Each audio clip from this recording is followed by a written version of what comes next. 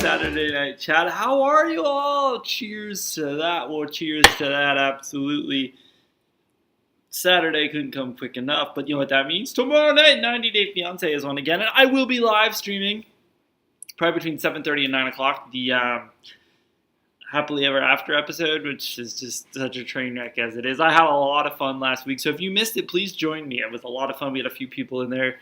We all shared the same thoughts for the most part, but yeah, we do have some 90 Day Fiancé, just a little bit of topic, but we're going to go the plethora of topics here tonight. Jim Bob Duggar is a compulsive hoarder and a compulsive shopper and high-class hoarder. This is a Hollywood Gossip exclusive.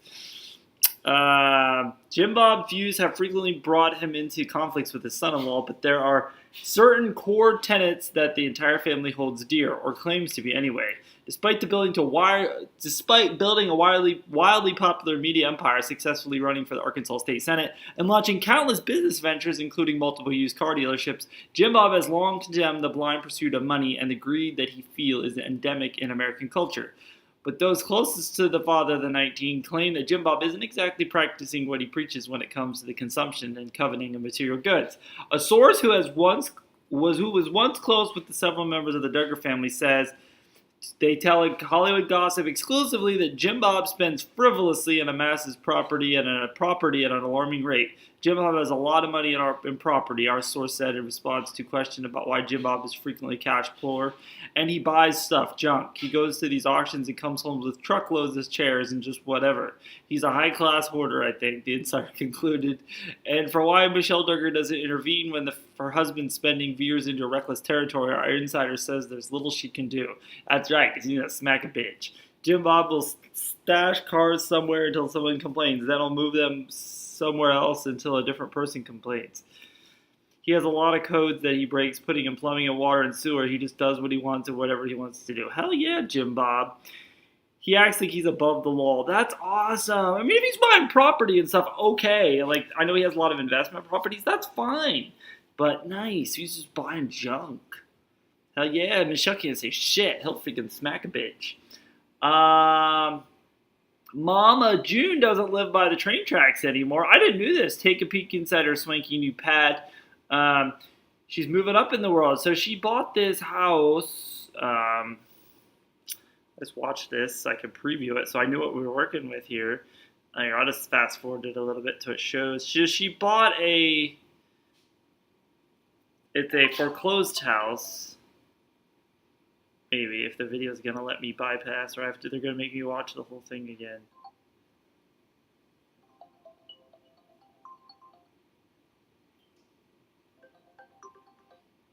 Oh, right there, yeah. But yeah, so she bought this foreclosed house. Very nice for $149,000. Not bad at all. Says she's got some work to put into it and stuff, but it's so all the family can hang out and stuff and chill and not live by the train tracks anymore. So good for her. So she hasn't spent her money frivolously, but at the end it says about how she's having a perfect year and stuff. I mean, look at the poor gal. I mean, you can see right there. She needs to eat. Now she looks like she needs to eat. You know? Poor Mama June. It's not the same anymore. Little People on TV, is it educational or exploitive? Little People have been used for entertainment purposes in royal courts from ancient Egypt to medieval Europe. There were star performers in the late 19th century American circus freak shows. The Little People of America organization was founded by 1959 by a Hollywood actor who was a dwarf. This actually is more about Leah, Little People Big World, the TV show.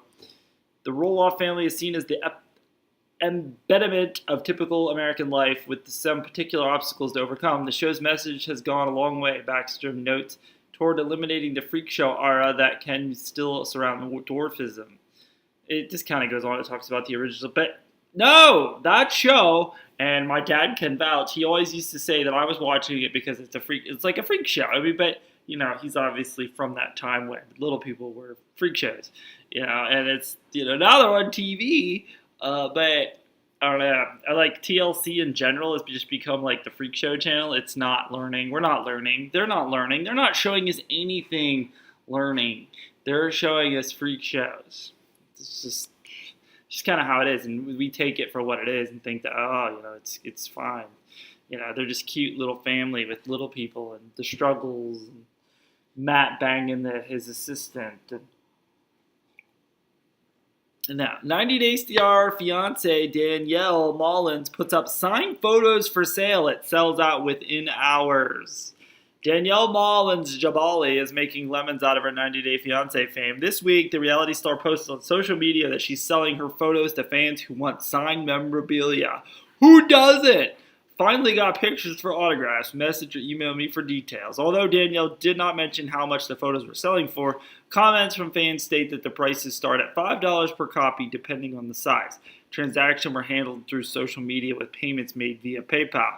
Some 90 Day Star fiancé viewers slammed Danielle for milking the show for additional profit, but avid fans were delighted at the idea of having a personal memento from their favorite reality star. How is she a reality star? Freaking Beth, the fat friend, is more of a reality star than she is. Almost immediately after Danielle's posting, hundreds of fans left comments asking where and how to get a signed autograph.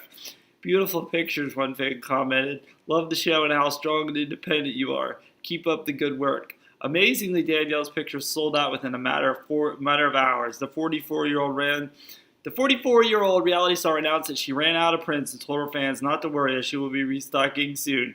I did not think so many people would want one. Please be patient and I will get you your pictures.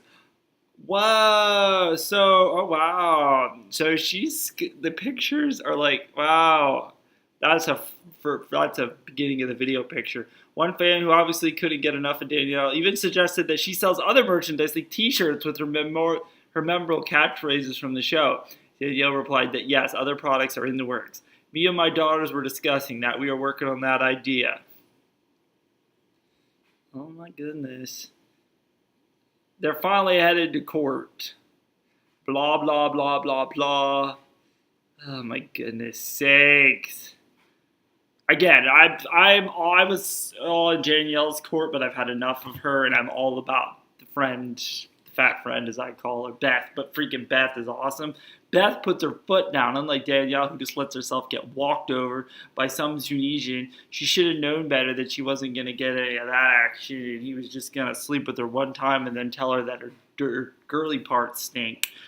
I mean, hello, Danielle. But with that said, again, tomorrow night at like 7:30 Eastern time, I will go live and we will watch the episode on TLC to see if they finally make it to court. This is the longest court scene I've ever seen. It's lasted like 3 weeks of episodes. But yeah, hopefully Beth comes on again and takes action. Because he was out in the parking lot like filming and stuff. I want her to get out of the car and slap the phone out of her. And then I want there to be like a fist fight in there. And I think she'd win. She would win against Mohammed.